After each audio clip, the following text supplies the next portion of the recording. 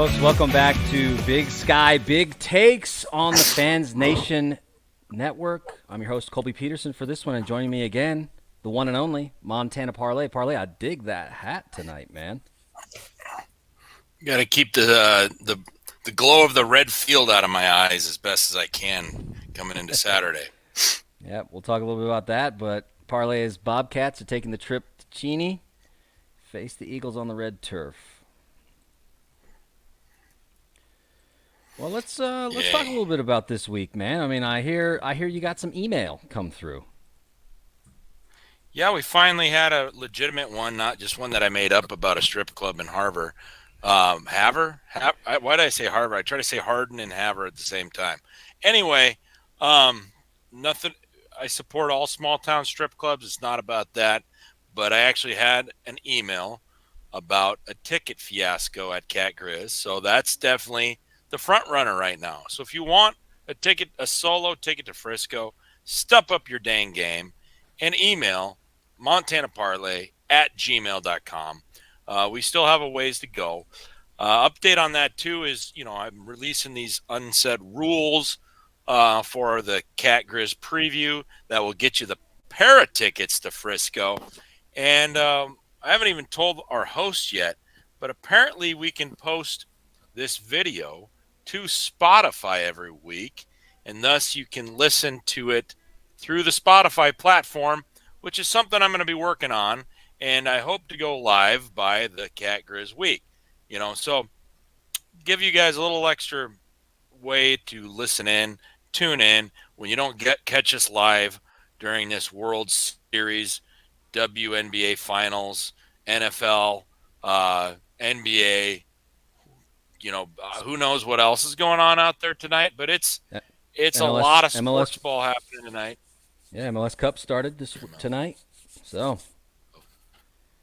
thank you for having us on your phones in front of your faces while you watch all of these sports tonight. At least we got Jim and Bernie in the chat. Thanks for tuning in, boys. And saw Jim down in Brookings, made a little impromptu trip. Thanks for the ticket. Thanks to the JI guys for the hospitality. Chad and Sam hosted me for one night. Yeah, South Dakota State guys and gals are just always nice. They're always taking me in. They're always offering food and drink. It's like the opposite of a night out in Missoula. People are friendly. That's all I'm going to say. No, I'm just kidding. Some Missoula people are pretty cool too, but not very many. All right. I talked to some parents from Weber State that went up to Missoula for the game, and they said actually the folks in Missoula were pretty nice. No, I had one run-in with a guy at the playoffs last year. I wasn't wearing any Bobcat gear. I moseyed on up to his barbecue. I said, "Hey, can I have a burger?" He said, "Who are you with?" I said, "Kurt." I don't know. I was with the guy that I was with, who's a Grizz fan, season ticket holder for decades. So I don't know that guy. He wouldn't give me a hamburger. I tried to pay him. Wouldn't give me a beer. Wouldn't give me a burger. I'm just like, okay, well, moving on. Never had that happen before at a tailgate in my life. So, yeah. It is what it is. It happens. There's a-holes everywhere. Are you saying this is a Grizz guy? Grizz guy. Yeah, Grizz guy. Okay. Now, I want it to be out there, out loud. Yeah.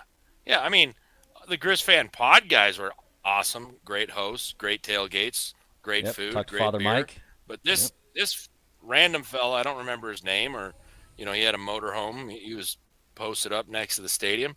Refused to give me any food or drink, and I was not wearing Bobcat gear. I was there supporting the fellow Montanans against the Bison, and they turned me down.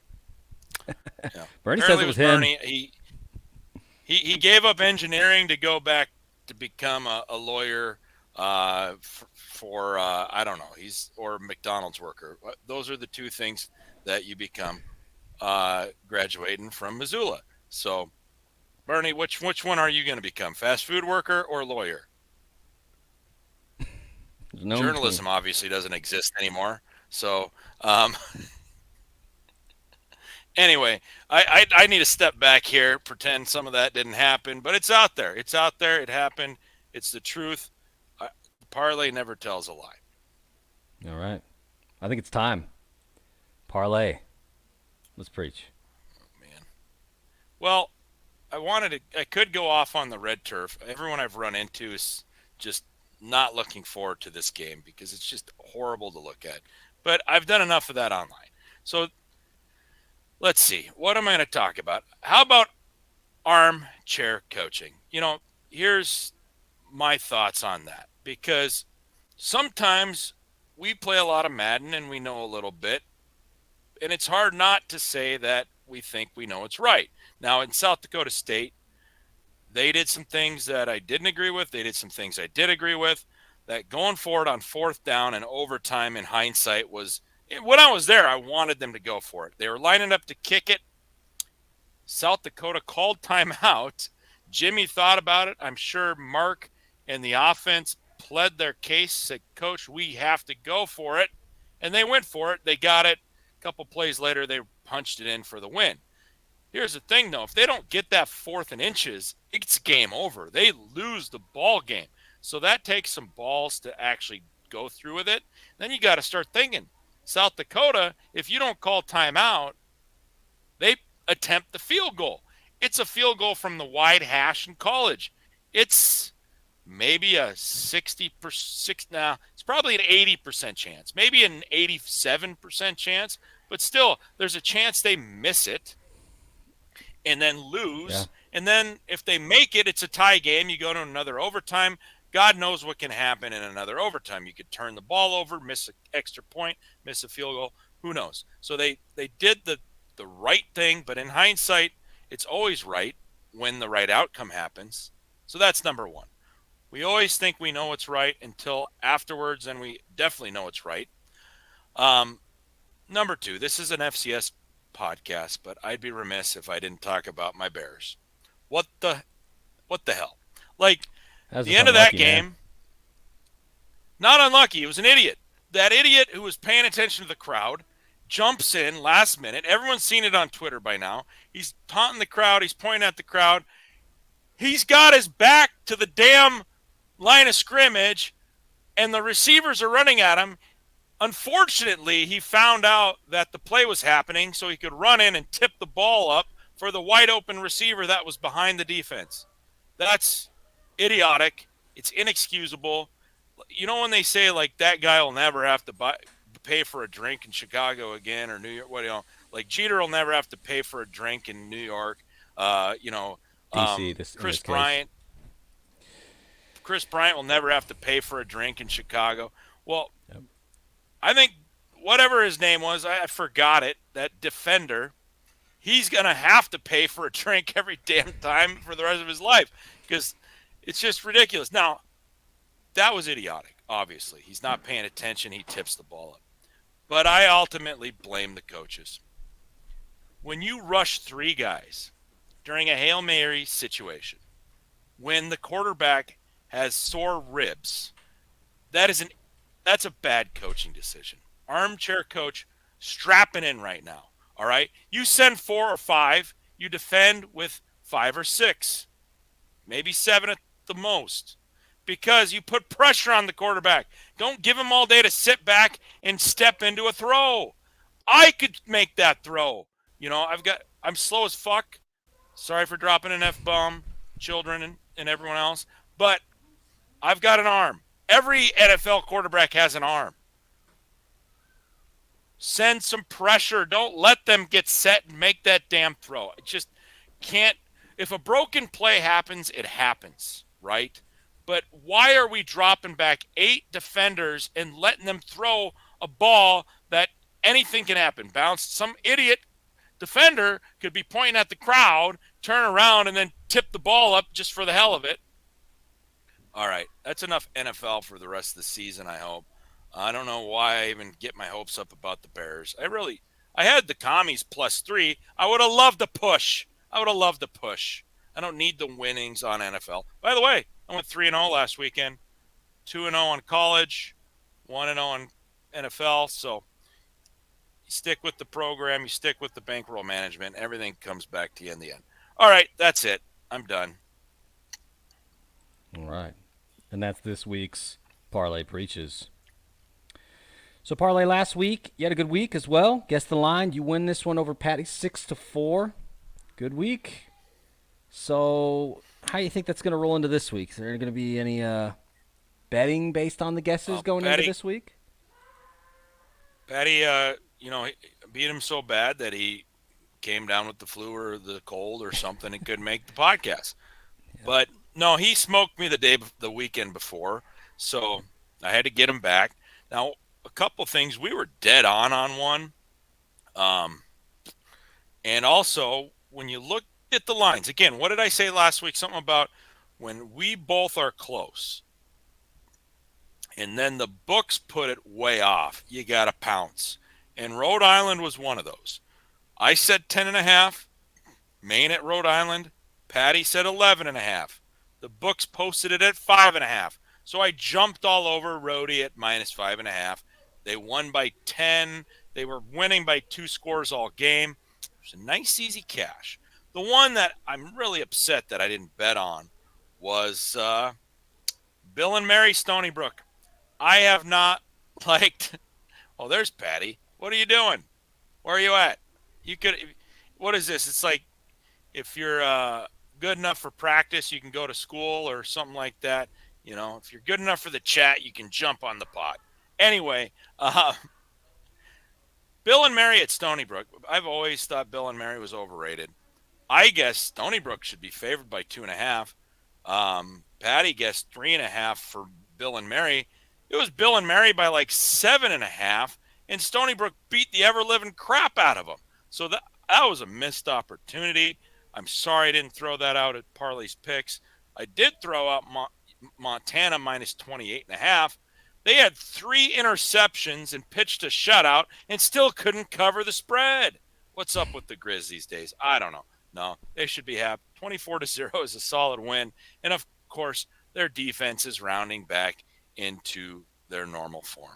And I'm sure they're going to play the Bobcats tough, and it won't be as easy as it looks like it should be.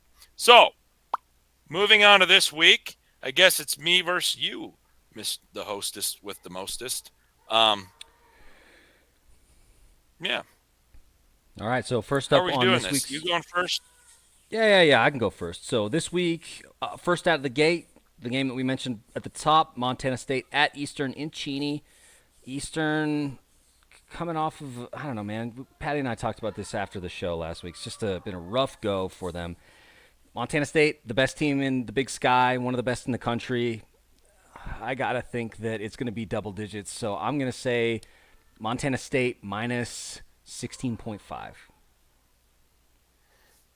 Yeah, I probably went too low. I said 14.5. It should be higher than that. I mean, the Grizz was 13.5, and then they didn't cover. I said 14.5. I'm sticking with it. Okay.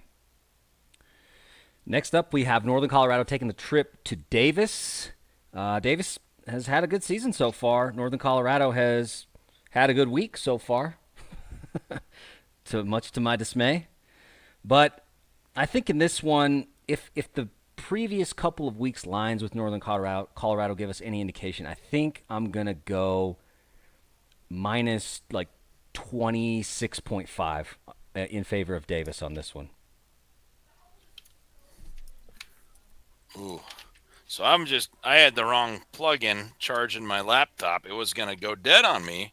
Whew. So Boomer Parlays, just quick adjustment. All right, there we go. Whew. All right, so we got Davis -31.5. Northern Colorado was getting – that might be too low. So I'm higher than you, so I'm going to win that one because if Montana is 26.5 to 28.5 at Northern Colorado, then Northern Colorado at Davis has to be at least 30. It has to be. That's how I came up with that. I just feel like the books don't usually value Davis the way that they probably should, maybe especially this year. So we'll see. All right, next up, We got my Weber State Wildcats taking the trip up to Flagstaff, Arizona to take on Northern Arizona in the melee in the mountains. Shout out to my guy Casey Everett. I think this one is weird. I think the NAU is going to be favored, especially after the weird losses that Weber's had.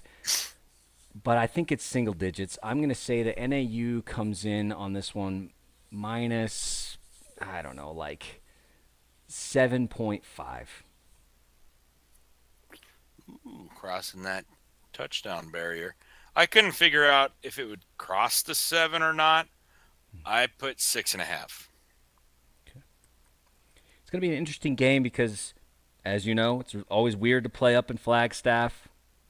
We don't know what kind of Weber State team we're going to see.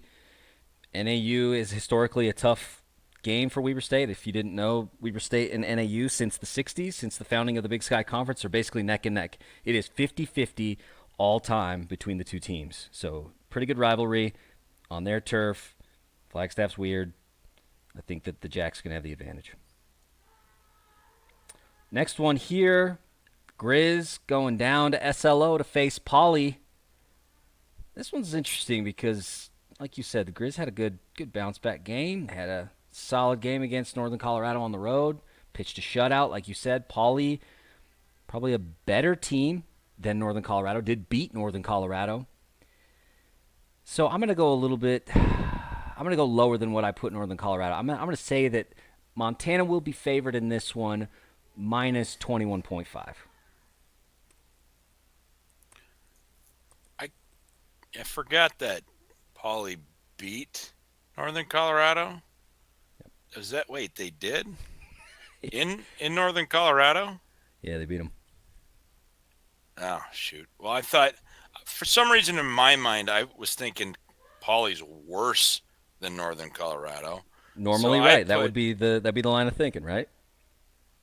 Well, they're both terrible. So I have Montana minus 28.5. All right. Parlay in for UM minus 28.5. All right, in the final game for the Big Sky slate, it'll be Portland State at Sac State. Fraudulent Sac State. This one, man, I don't know. This one was a little bit weird because Sac, I'll be honest, I don't usually pay attention to Sac lines, so I'm going to guess that Sac gets favored. Oh, man, I'm actually going to go under. I think Sac is going to be minus 5.5.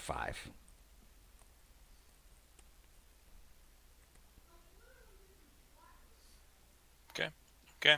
Well, I'm going to get Hot Take Nate in trouble here because he got engaged this year, and I don't know what makes him happier, that or the fact that Sac is showing their true selves as frauds. So Sac is terrible. They lost to Idaho State. They've lost to Eastern Washington, one of the worst. I shouldn't say that because we're going to go have a tough game with them.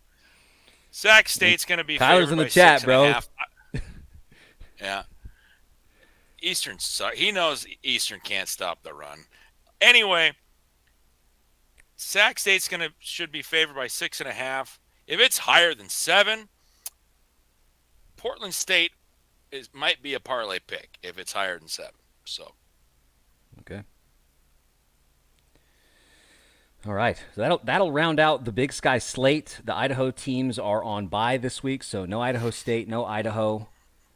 I think everybody will be in action. I think this is the last of the byes this weekend. So after this, everybody will be in action going forward for the final 2-3 weeks of the season. So now we're going to take a trip over to the Valley. Parlay always promises a slice of the Valley, and we're giving it to you. Murray State at South Dakota State. Man, Murray State, so bad. I mean, did you feel bad for them? They were in Fargo last week, right? Yeah, someone was telling me that, and I don't know if this was true, I didn't verify it, that in the first quarter, North Dakota State didn't have a second down because every first down, they either got another first down or they scored. So, I mean, that's just absurd. So the Racers are racing to a horrendous to D2.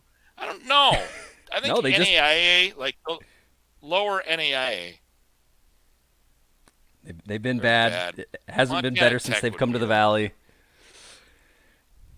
All right, I'm gonna pick. Oh man, because I mean, South Dakota State, good team, just coming off a tough loss. I don't know, man. I feel like against the North Dakota State a couple of weeks ago, obviously, like Parlay, you were in the building last weekend to get the overtime win over South Dakota. Murray State is bad. I'm gonna guess because I think I'm gonna say minus 31.5, which I think is an insane line, but maybe I'm wrong. Yeah, it's a little low. This is going to be a big one. What I couldn't figure out is if it's going to cross the 50 threshold, uh, because North Dakota State was favored by 34.5 on the road against Murray State, and they obviously easily covered that. Hmm. So I put it at 51.5. It's in I put it at Brookings. 51.5. It's in Brookings. I got South Dakota State crossing the 50 burger. I don't know if the books will make it that high, but it will. I'll be shocked if it's less than 40. I'll be shocked. All right. All right, and then the other side of the valley that we usually talk about, UNI taking the trip to Fargo to face the Bison. UNI, weird team, but always seems to get some love for whatever reason. But compared to North Dakota State, not great. This one's tough because I don't know where to gauge UNI. It's like, how are the books going to see them? I think what I'm going to say here is I feel like I want to put this one in the 20s. I think I'm going to say minus 28.5 here. Fair. Yeah, and that Carly, what do you got? probably will be more accurate than what I said because UNI gets that boost for whatever reason ever since they've just been perpetually put in early season top fives or top tens, and then they lose 5 games. That year they lost 5 games and made the playoffs. I might be exaggerating, but I feel like that happened. Um, I have NDSU minus 32.5. I mean, UND blew the doors off UNI. NDSU they're firing on all cylinders right now, Yeah. and UNI is terrible. So 32.5. It's UNI's fallen quite a bit. Okay. Last few lines we got here now. I got one SoCon line for you, Parlay. I got one Ivy line, which I know you're going to love. I know you're going to love that. And then I've got OVC-Big South. So first up, the SoCon line, ETSU at Mercer. I think this is going to be a good game. ETSU had their stumbles, but they seem to be figuring things out. Almost had a win over North Dakota State earlier in the season. Mercer, they had their stumble a few weeks ago, but they're back on track. I think with this one, I want to favor Mercer, but I want to keep it low. I think I'm going to go minus 3.5 here for Mercer. Okay. Yeah, for some reason the books ever since Mercer, well, one game I guess, but they had a small line against Western Carolina, and Western Carolina had a chance to control their own destiny in the SoCon. They were the only undefeated team, I believe, but they got ahead of Mercer early, and Mercer really took care of business. They had a 21-point second quarter and then held on pretty well in the second half. ETSU should have beat NDSU. That game was nuts for everyone who saw that. I did Okay. watch it. Yep.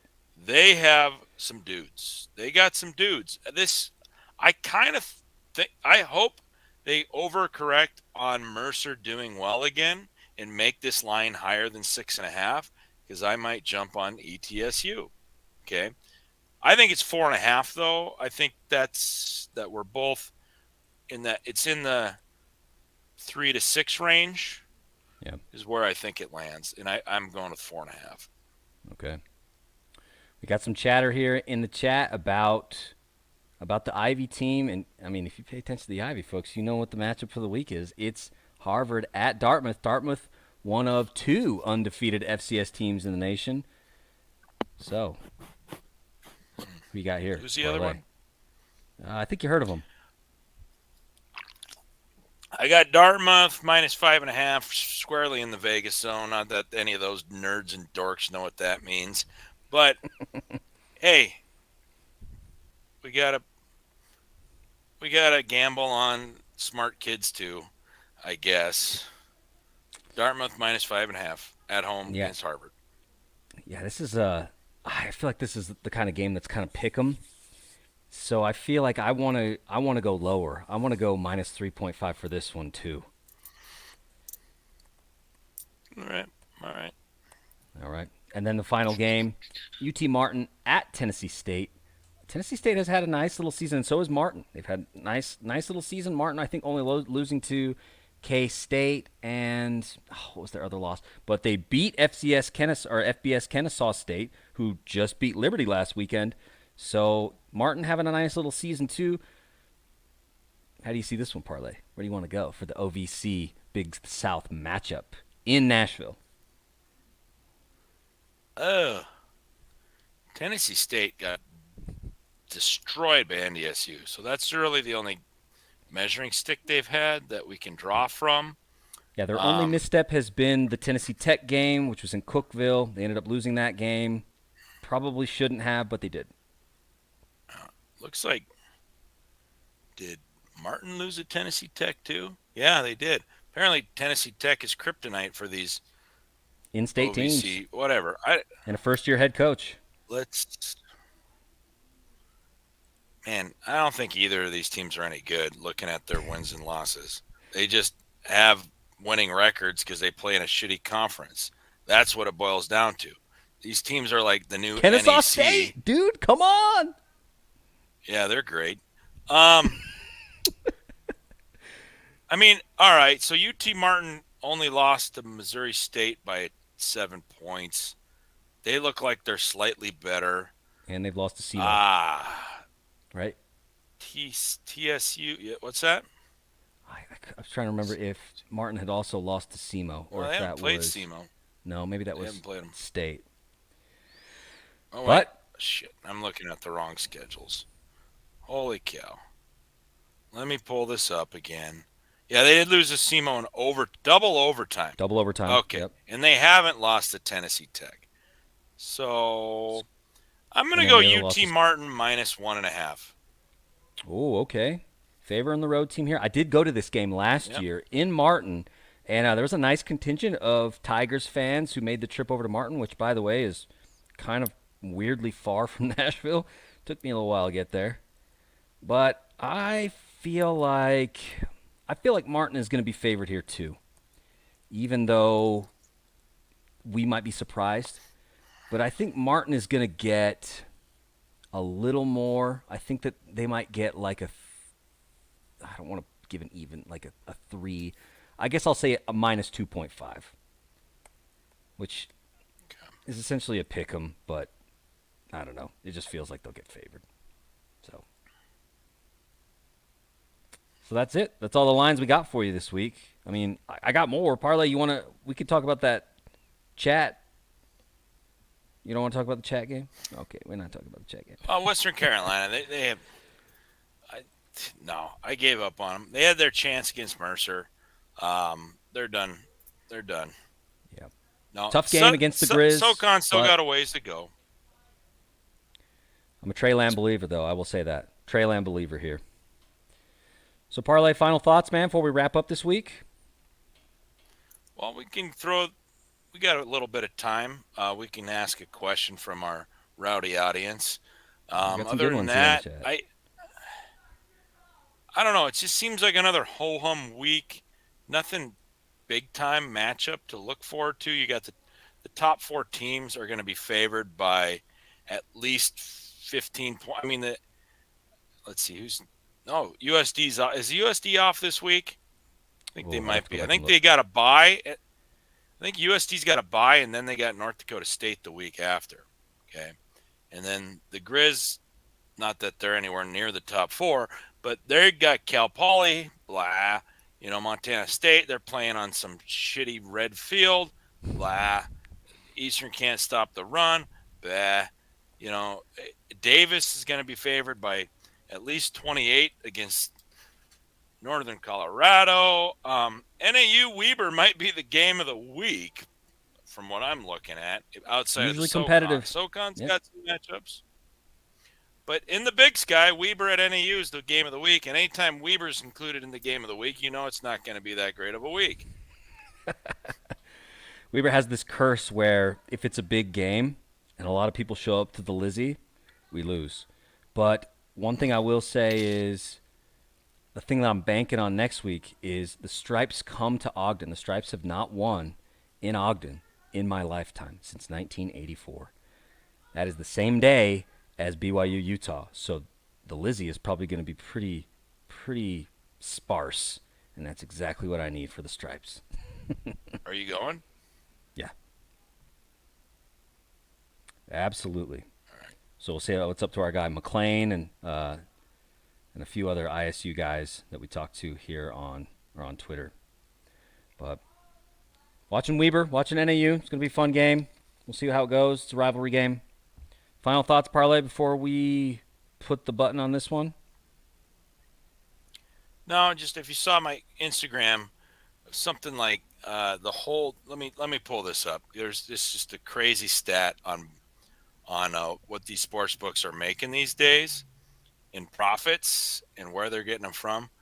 Okay, so sports books. There's September. This might be fake, but I'm going to say it anyways. It's a post-facts world we're living in, and here's my facts. Sportsbooks nationwide profited $987,759,396. So nearly $1 billion in profit in 1 month, with 95% of that coming from parlays. So, people, how many times do I have to tell you, don't bet the damn parlays? If you're throwing in a $5 bet for fun, for entertainment purposes, fine. But if all you're doing is betting parlays, all you're doing is donating to the sports books, you might as well Venmo me some money. And, I can mention your name on here. I could call you a dumbass, whatever. It'll give you a better dopamine rush than donating it to FanDuel or DraftKings. Come on, people. Wake up. Stop doing what they want you to do. That's it. Don't chase the big lines, man. I mean, I know it's tempting.